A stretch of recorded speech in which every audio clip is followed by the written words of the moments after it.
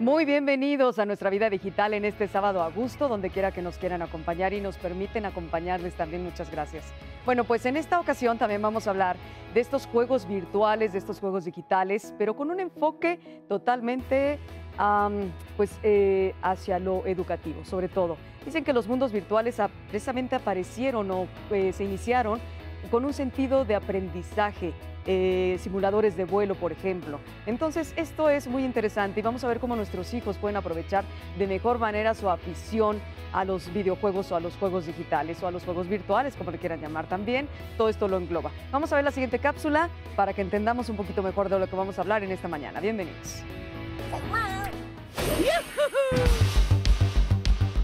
En los últimos 20 años, los juegos digitales han alcanzado mayor presencia debido a que millones de personas los utilizan como parte del entretenimiento cotidiano. De acuerdo a las estadísticas de las empresas del ramo, en 2013, en México, jugaban aproximadamente 17 millones de personas, dedicándoles al menos una hora diaria. La respuesta está en que los ambientes virtuales pueden llegar a ser espacios muy agradables, ya que simulan un entorno que aparenta una realidad alterna en la que el usuario se siente cómodo y puede interactuar. También se ha explorado la aplicación de los juegos digitales con fines terapéuticos. Por ejemplo, en el tratamiento de fobias como el publicado en la revista Cyber Psychology and Behavior, que concluye que los juegos virtuales pueden fortalecer a los pacientes al ser expuestos de forma gradual y controlada a sus miedos de manera efectiva. Dentro de los títulos que fueron usados se mencionó a Half-Life, que crea un escenario virtual con una plaga de arañas para tratar a los pacientes aracnofóbicos, y Unreal Tournament, el cual a través de diversos escenarios permite tratar a pacientes acrofóbicos con miedo a las alturas y a los claustrofóbicos con miedo a los espacios cerrados. También están los de entrenamiento militar, los que simulan situaciones extremas, o los empresariales como Triskelion, que combina el misticismo de la cultura celta con la gestión empresarial y el aprendizaje de distribución de tiempo para favorecer el trabajo en equipo y el intercambio de ideas.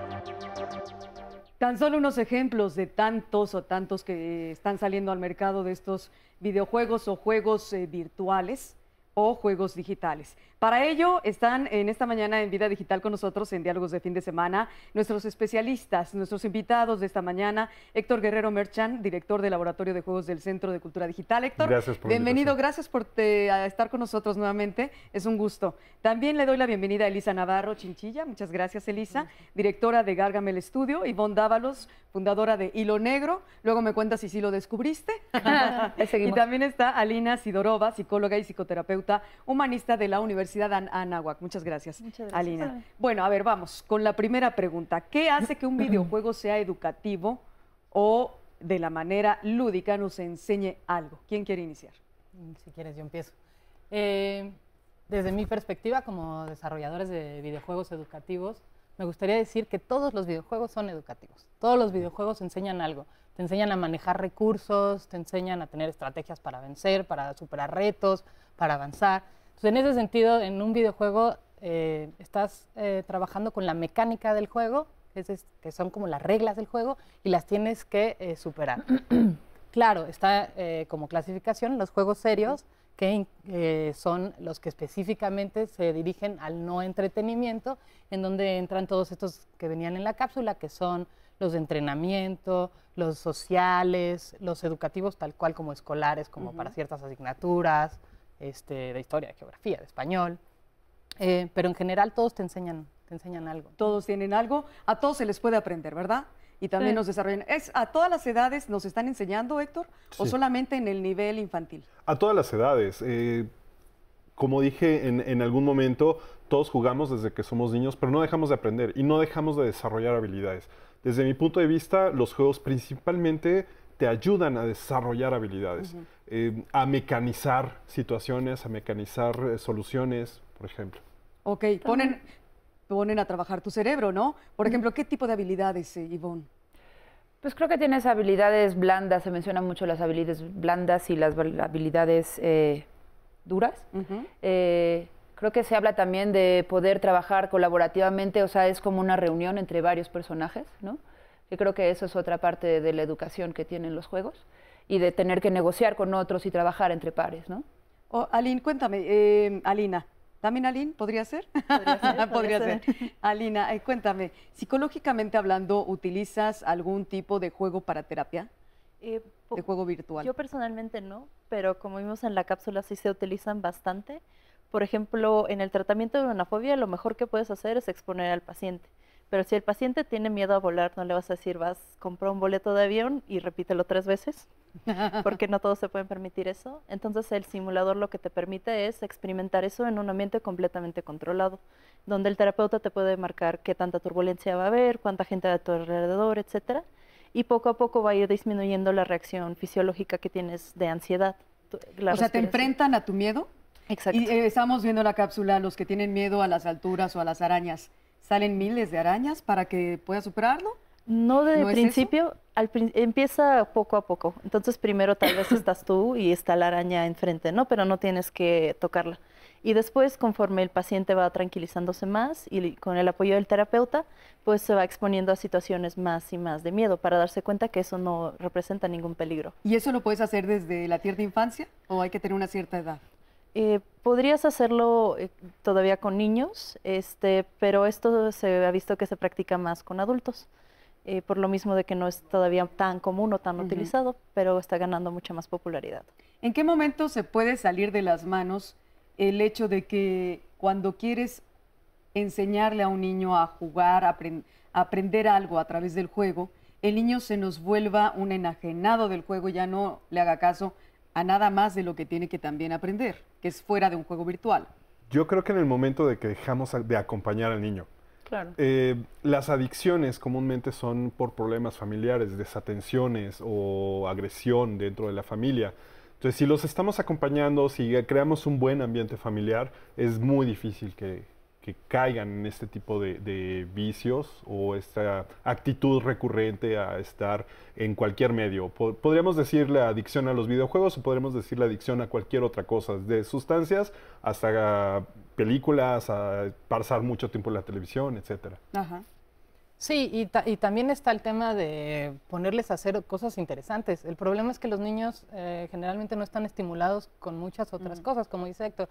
Si tú a los niños pones a jugar videojuegos presenciales o cosas físicas, o te sales a la calle a andar en bicicleta, pues probablemente te quite unas horas de estar jugando.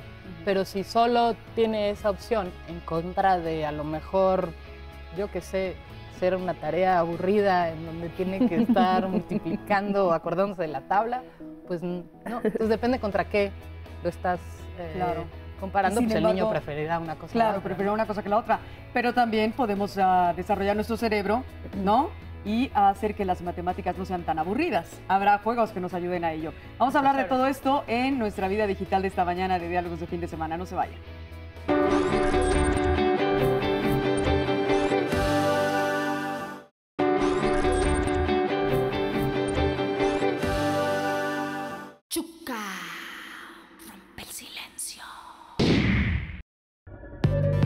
Para ayudar a las niñas a romper el silencio sobre la violencia de género. Es un videojuego creativo y personalizado que ayuda a los jóvenes a desarrollar habilidades para combatir la violencia psicológica, física y sexual. Chuca es un juego y tiene como objetivo enseñar a niñas y niños de 7 a 12 años a reconocer diferentes tipos de agresiones y a tratarlos de la manera más apropiada, ya sea personalmente o con la ayuda de adultos de confianza. Chuca es una youtuber que además le gusta jugar videojuegos, cosa que rompe un tema de género. Este juego es la pesadilla de Chuca, de unos haters que le escriben ahí en su canal de YouTube. Tenía que ser un videojuego creado por niños, bajo las necesidades de los niños, bajo las ideas de los niños, que los niños y las niñas necesitan pasar más tiempo con personajes empoderados femeninos.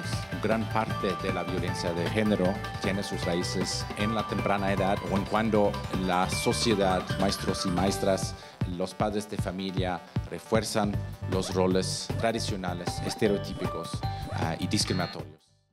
Pues ahí está Chuca. Elisa, ¿cómo desarrollaste este juego? Es que te estaba viendo a ti muy interesada, Ivonne. Sí, seguro. Ya te iba a preguntar algo. Después, Elisa, ¿cómo desarrollaste este juego de Chuca? Este juego es un juego que se hizo para la 1DC, que es de la ONU, el Departamento contra las Drogas y el Delito. Es una preocupación, en México sabemos que la preocupación del tema de los feminicidios y de la violencia de género pues tiene unos índices muy altos. Y entonces desde la ONU de Viena se coordinan con los de aquí y dicen, bueno, necesitamos a partir de un programa que se llama Educación para la Justicia, generar herramientas para prevenir esa violencia y no para hacer nada más que una vez que está hecho el crimen, veamos qué solucionamos. Claro. Entonces el juego está dirigido tanto a niños y niñas de 9 a 12 años y la idea es que se enfrentan a distintos tipos de violencia y los niños tienen que resolver esas situaciones.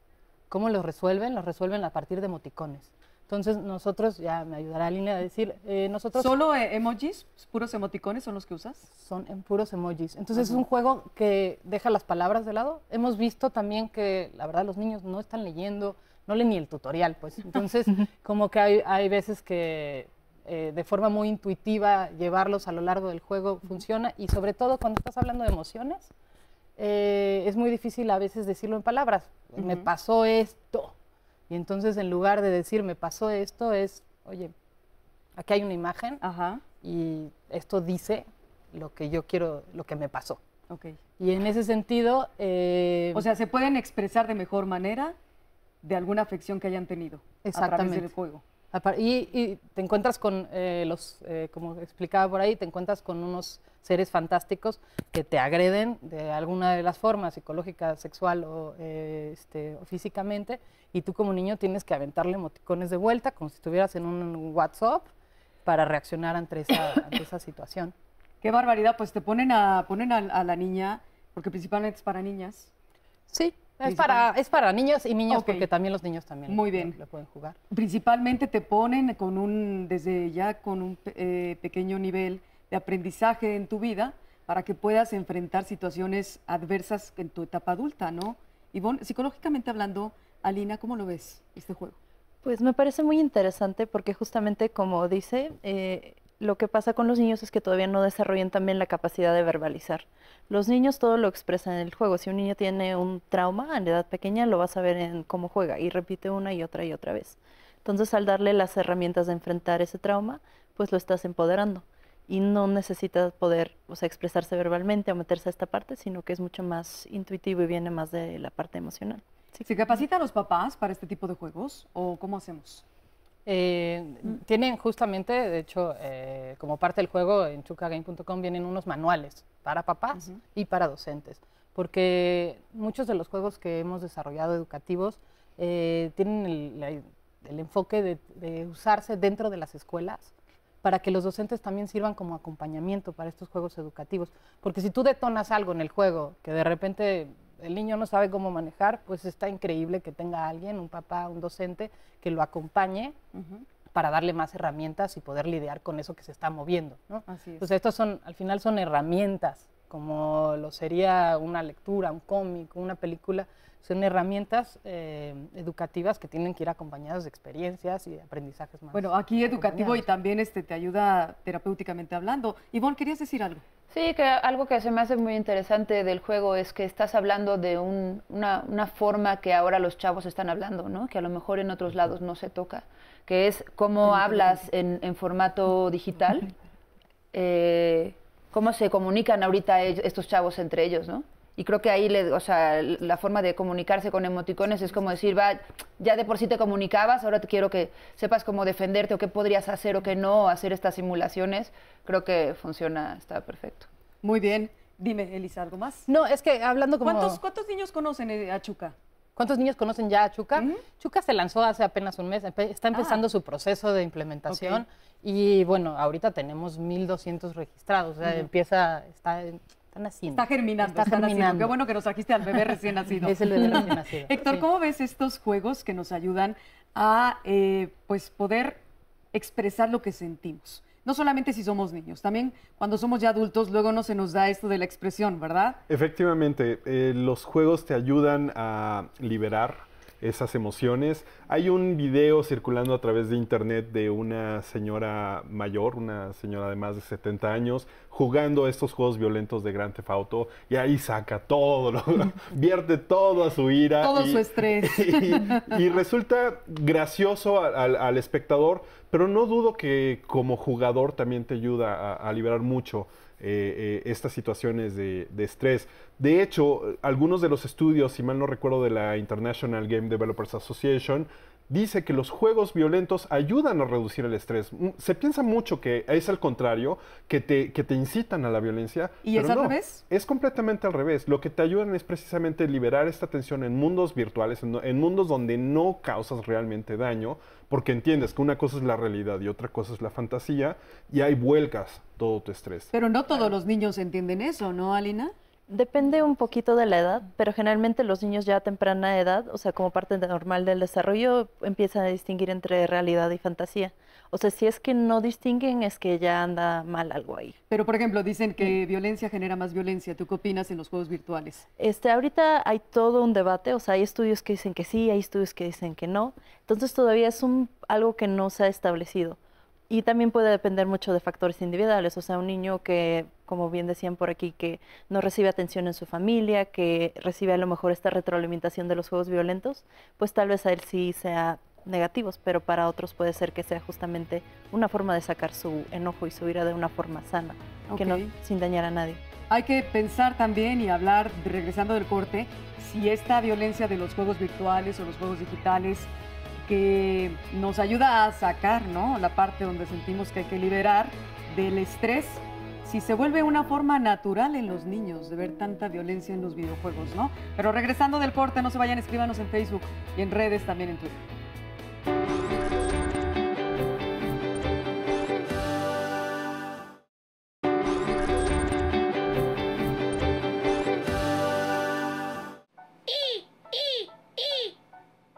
Es una aplicación que lleva de nombre Pepe Pizarra. Es para ayudar primeramente a los niños con problemas de aprendizaje, pero la puede tomar cualquiera. Es un programa, incluso yo digo que es el primero de una inclusión completa, pero fue a través de todos estos años de trabajo y experiencia que yo desarrollé un juego que se llama Orthographic Color, y del Orthographic Color salieron unas pizarras interactivas que incluso se ven acá atrás, y de esas pizarras interactivas con los mismos colores de articulación, con todo, ya lo aterricé en una aplicación para estar en la vanguardia, ¿no? Porque ahorita es, como dicen, lo último, ¿no? La novedad, y es algo muy padre porque la verdad es que no es un juego como otros que nada más los niños están picando y en vez de estar favoreciendo algo, ya es algo mecánico y que nada más le está dañando incluso la vista o algo. Aquí es un juego que tiene un relojito de tiempo, que a lo mejor la primera vez te vas a tardar 20 minutos, luego 10, luego 5, lo ideal es que te tardes un minuto, donde un lorito te va a dictar, te va a hacer un dictado de vocales, y con esas vocales lo que haces es organizar una palabra con esa misma aparición de letras, sin incluir las vocales que él no dijo, y entonces te hace como pensar o abrir tu canal auditivo para ver qué es lo que puedes colocar ahí. Entonces, hasta adultos luego le entran al juego porque es para niños y adultos. Ivonne, cuéntame de la empresa que las contrató para realizar los videojuegos educativos que ustedes están haciendo. Los videojuegos educativos que hicimos, supongo, hablas de Tac Tac Tac, fue una empresa que tiene un sitio en línea donde tiene unos 100 videojuegos educativos. Su programa es un programa mucho más grande, donde ellos tienen como unos 5 programadores o empresas que diseñan estos videojuegos. ¿De todo el mundo? No, somos 5 mexicanos. Por eso, de 5 mexicanos mexicanas. de muchos otros países.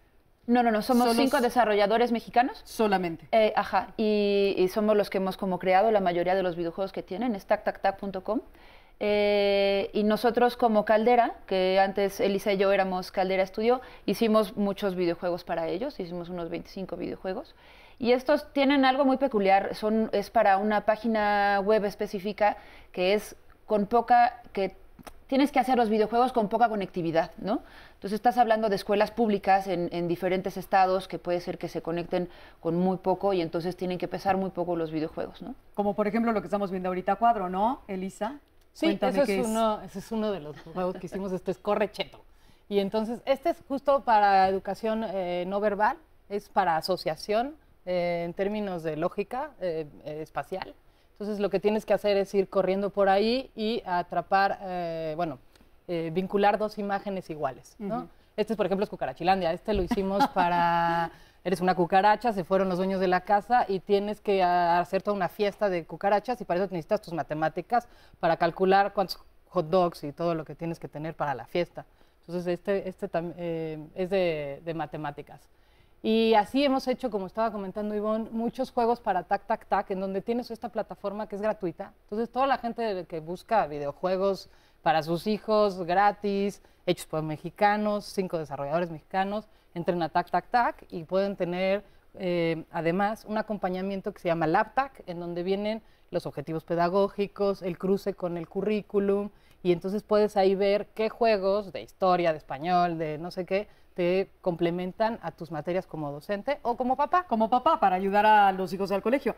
Héctor, cuéntame, ¿hay las plataformas de todo tipo, extranjeras y mexicanas, ayudan a los desarrolladores mexicanos mucho, en porcentaje bajo o alto? Las plataformas como tal han permitido que los desarrolladores independientes puedan exponer sus trabajos ahí. Sí han ayudado en ese sentido. Como tal, hay apoyos por parte de algunos, porque han visto que los videojuegos han sido muy, muy lucrativos y han apoyado mucho. Pero aún así, como independiente, lo que más tenemos como reto es aprender a terminar los proyectos y sobre todo entregar buenos proyectos con calidad y con bien cerraditos. ¿Y quién te califica, quién te certifica esta calidad?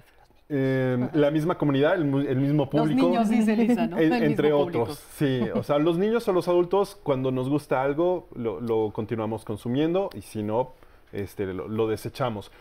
Cabe decir que el tiempo de vida de un juego casual aproximadamente es de 2 semanas.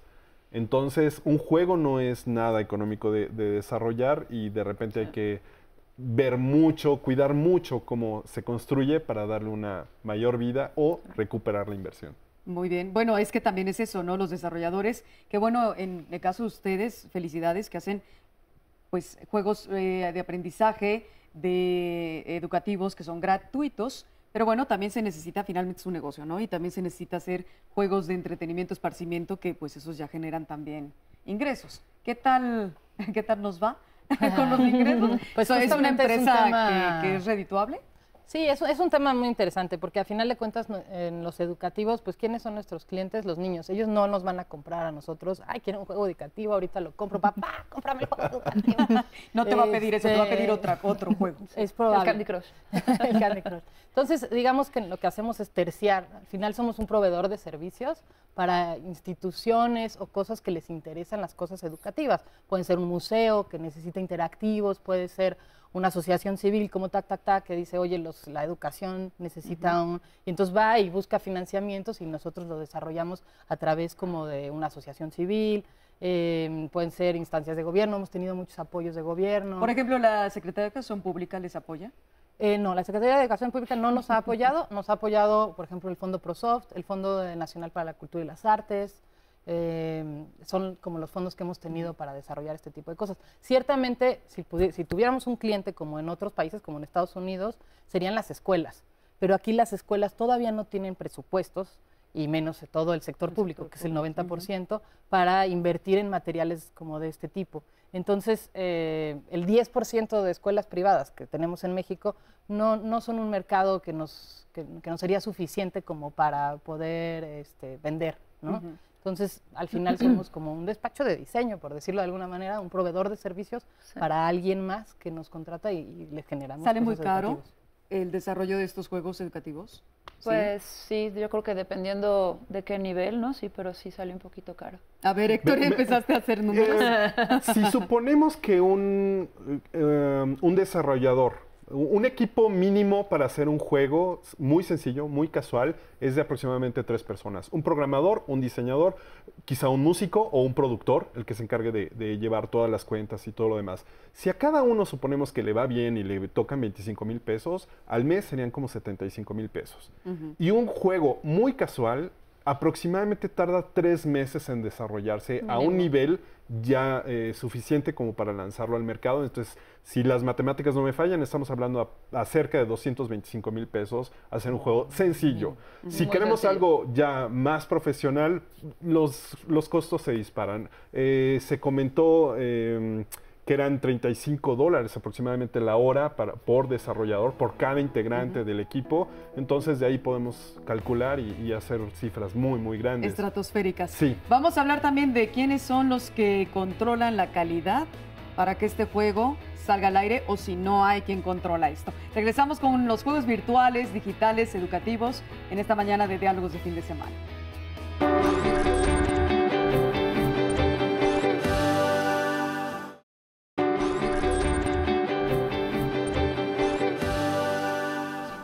Pues estamos hablando en esta mañana de Diálogos de Fin de Semana, de vida digital, de los juegos virtuales o juegos digitales que nos ayudan al aprendizaje, sobre todo a la educación. Y para ello nuestros especialistas invitados en esta mañana han desarrollado juegos para ello, como es el caso de Ivonne y de Elisa.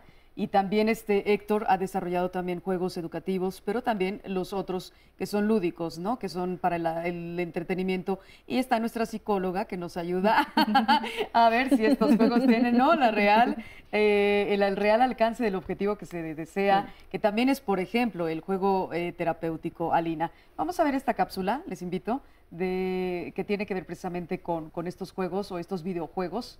Y pues vamos a hablar de este tema. Somos Gargamel Studio. Nos dedicamos a hacer tecnología educativa. Hacemos videojuegos,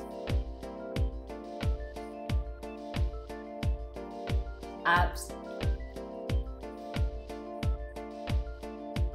experimentos con tecnología,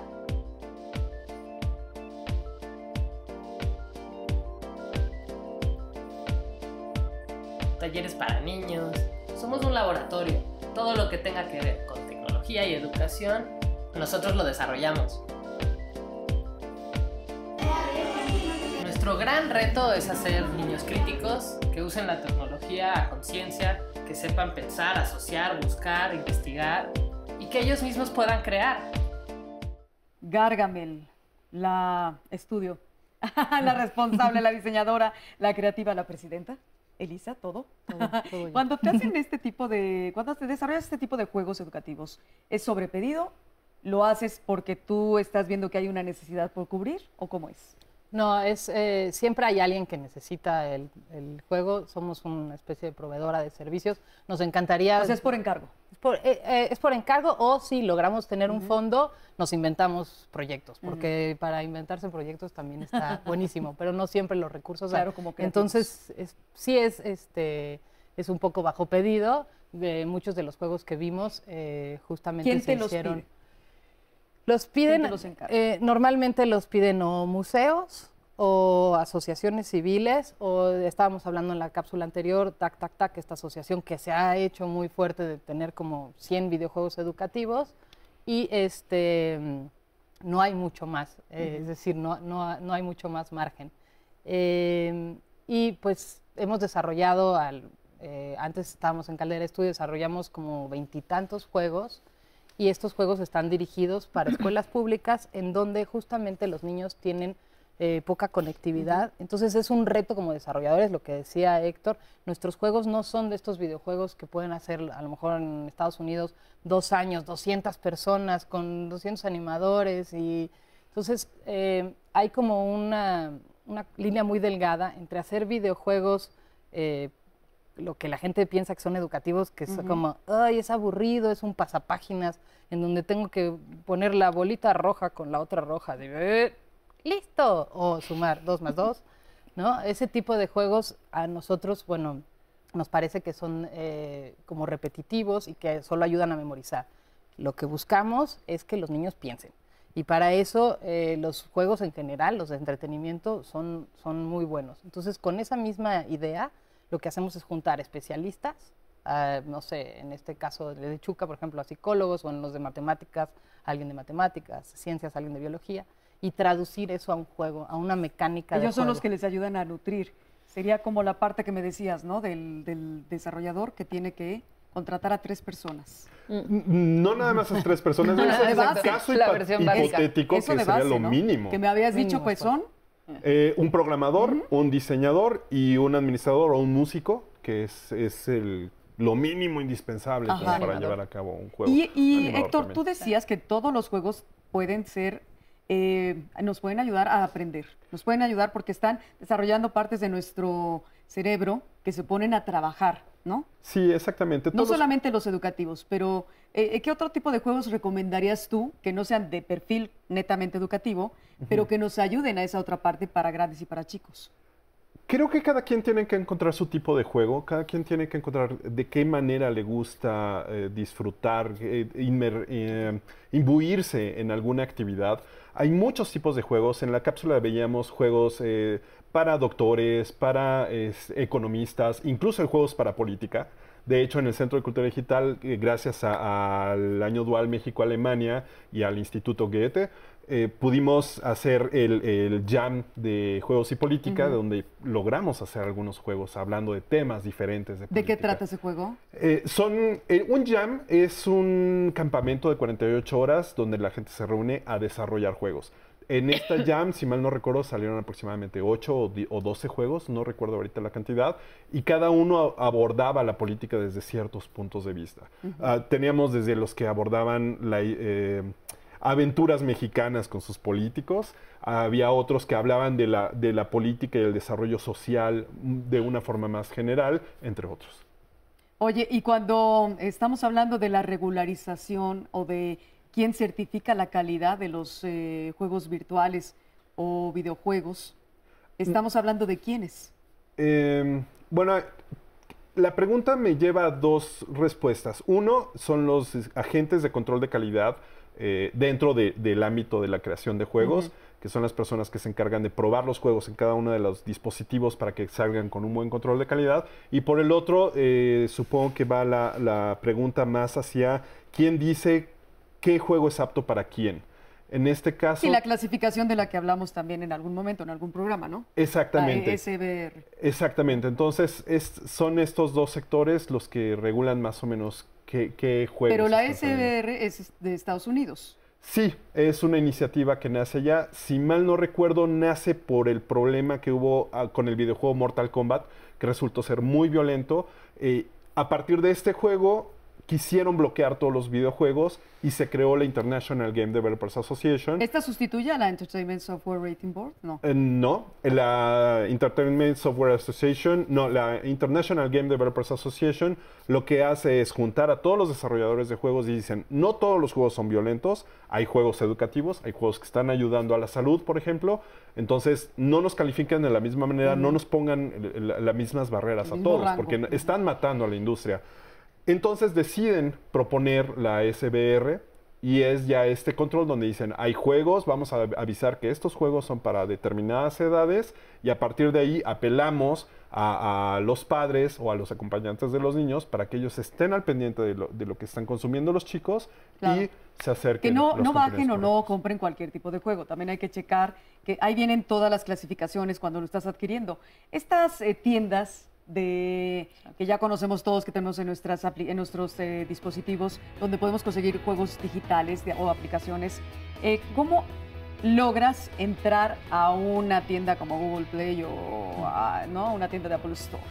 ¿Es difícil, es fácil como mexicanos, como desarrolladores mexicanos? Vamos a hablar de eso regresando de esta pequeña pausita, porque yo creo que la respuesta viene, ¿no?, a ser un poquito interesante y larga. Regresamos con más Vida Digital en esta mañana. Estamos en Facebook Live, Twitter, también por supuesto nos pueden escribir en nuestra página de Diálogos en Confianza. Regresamos.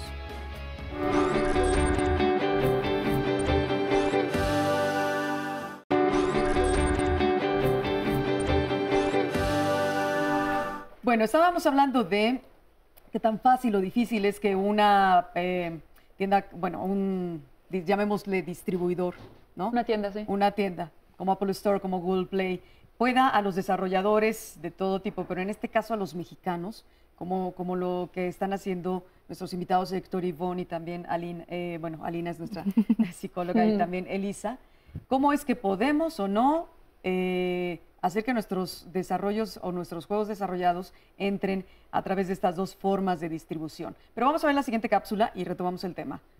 Así es que, bueno, vamos a ver la imagen para seguir hablando del tema. Me decías, Elisa, ahorita fuera del aire, que no es tan fácil, que luego es más... A ver, entre Apple y Google Play, ¿qué es más fácil? Toda la diferencia. Google Play te da acceso directo, es pase directo. Directamente... Bueno, ¿retomamos el rally si quieres? Sí, claro. A ver, hablamos del rally y ahorita retomamos el tema. Claro. Ivonne, cuéntanos de lo que estamos viendo ahorita en imágenes. Estamos viendo imágenes de distintos rallies que hemos hecho en Hilo Negro. Esto es un rally que se hizo en la UAM Coajimalpa. Era para enseñarle a los chavos acerca de las OFIPOS, que era un tema que no era muy sencillo. Pero lo que estamos intentando implementar con los rallies son estas mecánicas de aprendizaje con tecnología y juego, pero es ellos en movimiento. Entonces, digamos que ellos son el avatar, ellos son los que van y buscan las pistas en el entorno. Y entonces tienes realidad aumentada, donde tienes a lo mejor una estampa, un objeto o algo, que eso lo vas a registrar, ese es como tu check-in, y eso te va a dar cierta información. Entonces, con eso logramos que tengas un mundo real y meterlo al mundo virtual y poder entrar en internet y que tengan que buscar ciertas pistas y cierta información para tener un producto específico. Después se vio un poquito de el rally que hicimos, fue rally taller de tecnología y juego para el fomento a la lectura, que era para bibliotecarios en Guadalajara, y fue muy interesante porque era gente más grande, ¿no? Gente que ya sabe utilizar los celulares, que a lo mejor no saben tanto de realidad aumentada, pero fue interesante que ellos pudieran hacer su propio rally, que esa es un poquito la intención, mandar esta mecánica de juego y tecnología para que ellos puedan crear su propio contenido.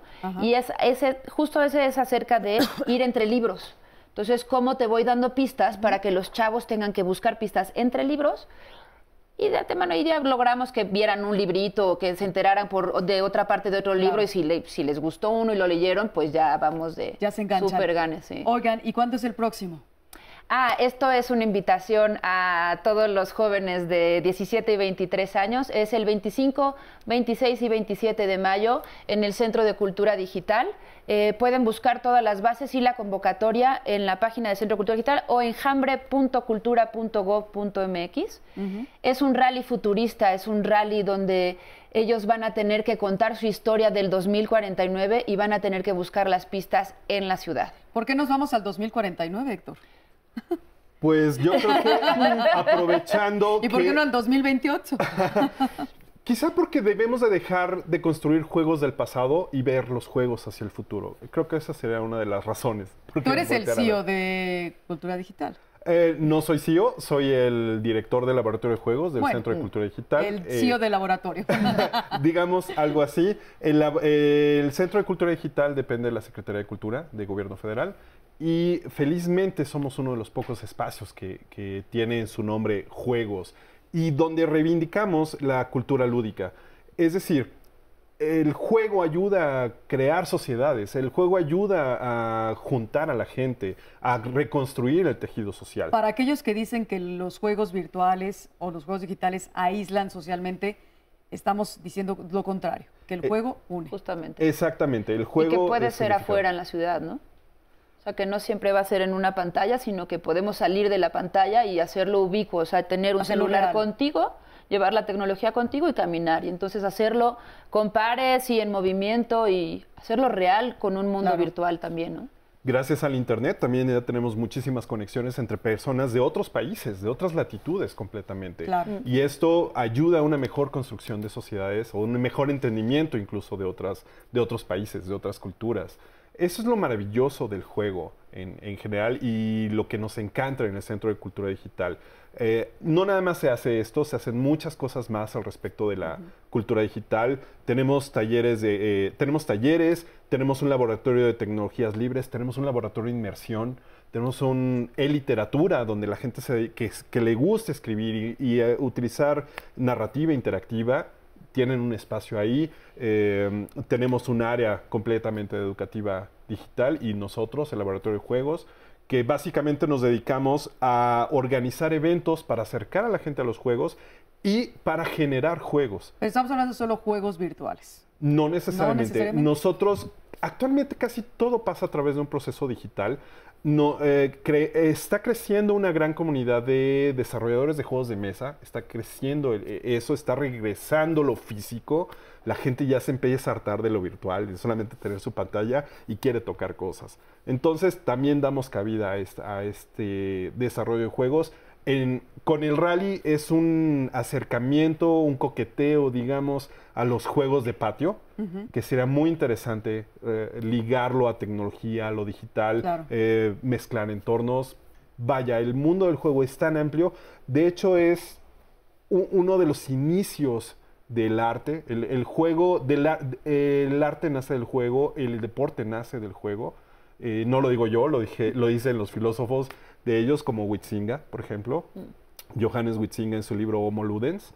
Ahí es donde establece que hay muchos tipos de juegos. Un libro importantísimo de leer. Definitivamente, básico, ¿no? Para todo el que le guste. Para todos los que les gusta el mundo digital es básico. Alina, cuéntame, a ver, uno, es lo que estoy retomando de Héctor, uno nace y cuando comienza a percibir el entorno, empiezas a crecer y tu forma de cómo te están educando o con la forma en la que tú estás percibiendo a tus padres, a tu familia y las cosas y el mundo y conociendo, es mucho a través del juego. Sí, claro, el juego, cuando somos niños, el juego es nuestra actividad básica. El juego forma la base para nuestro aprendizaje futuro. Muchos padres dicen, lo voy a meter a clases de inglés, o sea, lo voy a meter a clases de ballet, pero la verdad lo más importante es dejar que juegue. Y cuando crecemos no dejamos de aprender de juego. O sea, ahorita una cosa que se está haciendo mucho es que se meten elementos de juego aprendizaje también para adultos, porque se ha visto que eso ayuda mucho a la motivación, que ayuda mucho a enganchar a la gente, hace que sea mucho más fácil aprender las cosas también como adulto. Claro, entonces volvemos al punto de que los juegos virtuales o juegos digitales no deben estar estigmatizados y no solamente llevan a la violencia o solamente llevan al consumismo o solamente nos llevan también a cuestiones, estábamos hablando, ¿no? También de que las mujeres luego se ven degradadas en muchos de estos juegos. Pero estábamos diciendo, Elisa, que te interrumpí, perdona, porque entró lo de la imagen del rally.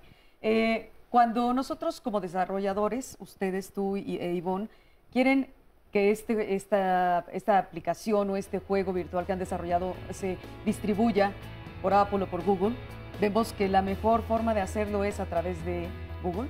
Digamos que Google te da paso directo, Apple te la pone más complicada, tienes que pagar para ser desarrollador, te verifican tu código, te hacen un proceso de, digamos, como una revisión larga, en donde muchas veces conocemos casos de censura, directamente censura.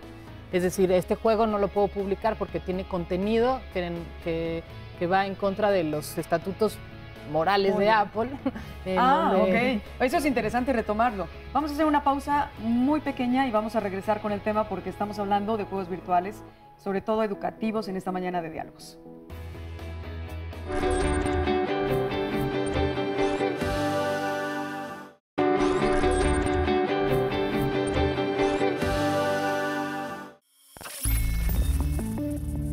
Boss, del inglés jefe o enemigo final, enemigo dotado de habilidades especiales que aparece al final de un nivel o al final del juego.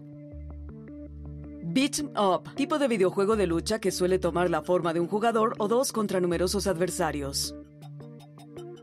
Ban, baneo o banear, del inglés ban, prohibición, es una restricción o expulsión ya sea total, parcial, temporal o permanente de un usuario dentro de un sistema informático, generalmente una red. En el juego, si incumples las normas, te banean. Arcade, videojuego simple de acción, repetitivo, argumento sencillo y partidas generalmente breves que aumenta de dificultad a medida que avanza el juego. MMORPG son los juegos de rol multijugador masivo online, Massively Multiplayer Online Role-Playing Games. Son videojuegos que permiten a miles de jugadores introducirse en un mundo virtual de forma simultánea a través de Internet e interactuar entre ellos. PlayStation, juego de estación o parada de realidad virtual.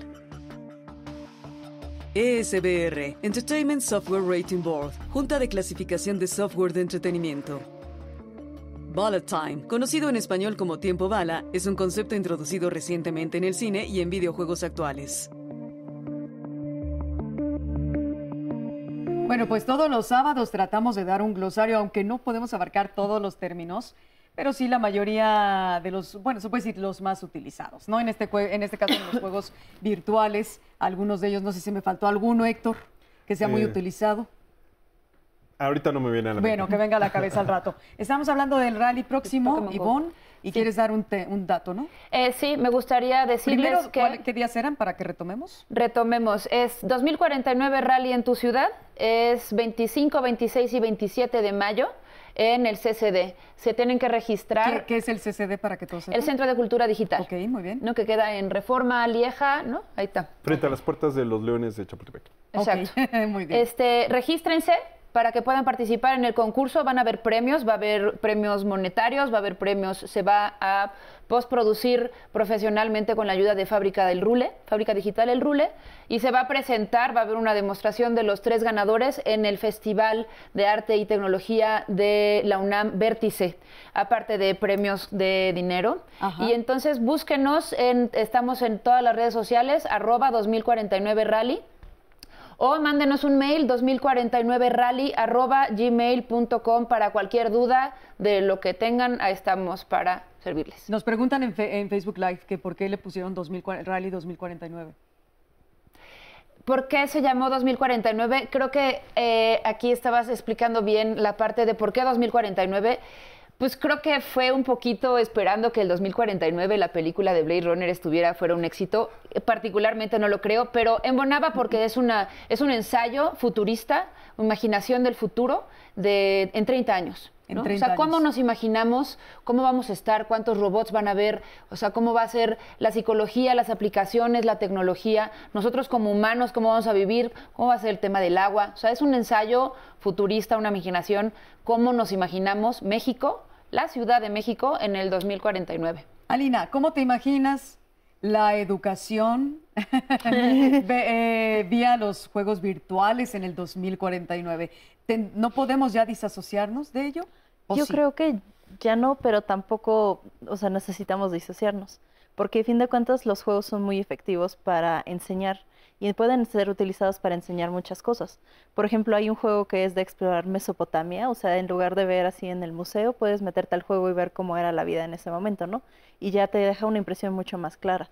Y para muchas cosas yo creo que los juegos van a ser el fundamento de la educación, y yo creo que está bien porque justo va a favorecer mucho que más gente aprenda, que muchos temas que a lo mejor sean difíciles sean mucho más fáciles de abordar, y también que contribuye mucho al desarrollo de las habilidades, del conocimiento y de otras cosas. De todas las edades, ¿no? De todas las edades. Muy bien. Absolutamente. Aquí está la parte psicológica para que sepamos que los juegos virtuales son importantes. Siempre, por supuesto, con mesura, ¿verdad, Elisa? Hay que estar vigilantes, con los chicos sobre todo. Sí, bueno, yo Y también sí. participar, ¿no? Jugar con ellos igualmente, interesarnos en el juego y hacerlo en conjunto. Yo creo que lo más importante es que los adultos también se pongan a jugar. Claro. Porque de verdad hay cosas muy, muy divertidas. Satanizar los aparatos no tiene sentido. Los niños nos ven a nosotros usando todo el día el aparatito y es, oye, pero si tú lo estás usando, ¿por qué yo no puedo? También tengo mis herramientas y yo también quiero utilizarlo. Y hay listas y listas de juegos súper bonitos para niños, desde cosas que puedes pintar con la pantalla y hacer sonidos, cosas auditivas, cosas de arte. Claro. Entonces, no satanizar el medio. Mira, precisamente Eduardo Granados, que nos está viendo también en Facebook Live, dice eso, apoya lo que estás comentando, dice hay que dejar de satanizar a los videojuegos y qué bien que se esté innovando en ellos y podamos socializar y movernos mediante estos. Sobre todo yo diría qué bien que hay empresas mexicanas, ¿no? Desarrollando juegos tanto para ejercitarnos mentalmente, para divertirnos, como para educarnos, ¿no, Héctor? Sí, de hecho es lo que quería comentar. Seamos prosumidores, no nada más consumamos juegos, sino también creemos juegos. Si queremos cambiar nuestro entorno, si queremos cambiar esta visión de los juegos violentos, creemos otro tipo de juegos, creemos juegos de estrategia que nos ayudan a desarrollar ¿Cuáles todas son tus nuestras favoritos? habilidades. Los juegos de narrativa. ¿Cómo cuál? Entre otros, hay uno que se llama Limbo, hay otro que se llama Typewriter, que es la historia de la tipografía. Ajá. Es un juego de plataformas, entre otros. Hay muchos y en particular los que me gusta crear son juegos que estén enfocados a desarrollar habilidades y sobre todo a cortar la brecha generacional. Más ¿Cuál bien brecha? entre las personas con discapacidad y las personas que no tienen discapacidad. Hay muchos juegos que están buscando ya hacer esta integración y creo que es algo que debemos también tomar Pero en también cuenta. esa brecha generacional, ¿no? Tú te fuiste a algo mucho más profundo, más importante. Pero la brecha generacional, ¿no, Ivonne? Está tremenda. Los padres nos alejamos porque no entendemos el lenguaje, como ahorita con el glosario que estábamos diciendo. ¿Qué lenguaje utilizan los chicos en los juegos? No solo en eso, sino en sus chateos, en sus redes y demás. Y entonces la brecha generacional se empieza a hacer como que muy notoria porque, está jugando, pero pues déjalo, no importa que maneje el lenguaje que maneje, o no importa que esté usando el juego o se haya metido al juego que sea. Claro. ¿No? Tenemos que acercarnos y entender el lenguaje que ellos están utilizando, no solo verbal, sino también el lenguaje visual que están teniendo y de desarrollo emocional que están teniendo a través de los juegos virtuales, ¿no, Ivonne? Sí.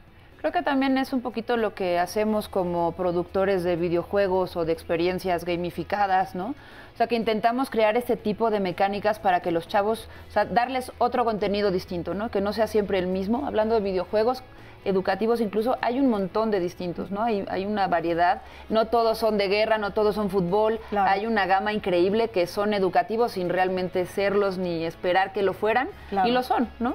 Que te explican todo en la vida y que te explican un poquito de todo, ¿no? Bueno, también todos los padres tenemos que explicar igual e ir de la mano con los hijos, ¿no? Claro. Para que también no sea pues, un aprendizaje en solitario. Hay que estar conjuntamente. Nos vamos a ir, Héctor. Muchísimas gracias por estar con nosotros en esta mañana de Vida Digital. Volverán.